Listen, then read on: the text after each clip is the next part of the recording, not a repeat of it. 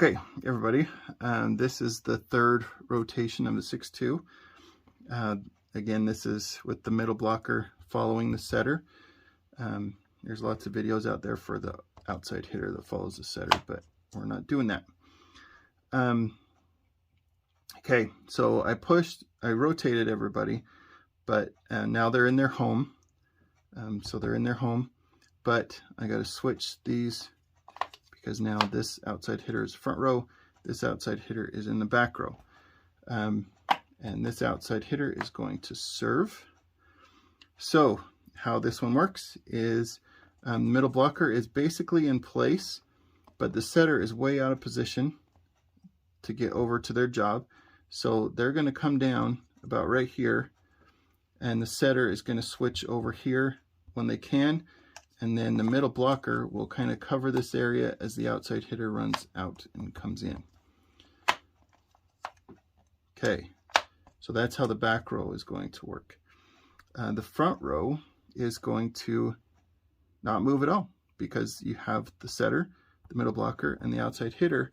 And this is one of the benefits of why I like to have the middle blocker follow the setter, is there, especially for younger kids, this rotation means you don't do anything except for come up here, stand with your hands up, and be ready to go. So that one is quick, no problems there. Okay, so ball comes over, middle blocker is down here, setter runs to the front to get in base position, middle blocker goes here, outside hitter comes around, gets in their spot as the middle blocker backs up to cover the deep balls. This is back to base position. Okay, and move them back to where they were for servers to serve. And then this team, they side out, so ball comes over here. Now it's the libero that's going to serve.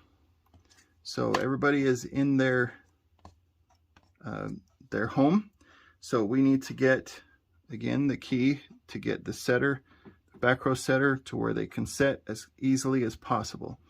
So they need to stack on the outside hitter because they have to stay behind the outside hitter. And then this middle blocker is going to drop back and pass. As long as, again, the setter is, we'll give some separation. They have to be behind that outside hitter, and they have to be on this side of the middle blocker, and they have to also be on that side of the setter. The middle blocker, who is here, just has to stay in front of the back row middle blocker. So as long as they stay in front where they're supposed to pass anyway, then we're good. And they have to stay on this side of the outside hitter. And then we have our three passers. The setter that's in the front row, they can stay here to hit, or we can drop them back to pass as long as they stay in front of the outside hitter and on this side of that middle blocker.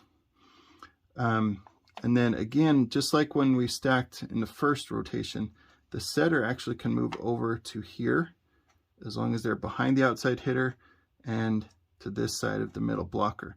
That way it's just a quick transition to where they need to go to play. So this then allows hitters, setter, the right side hitter is going to hit where they normally do.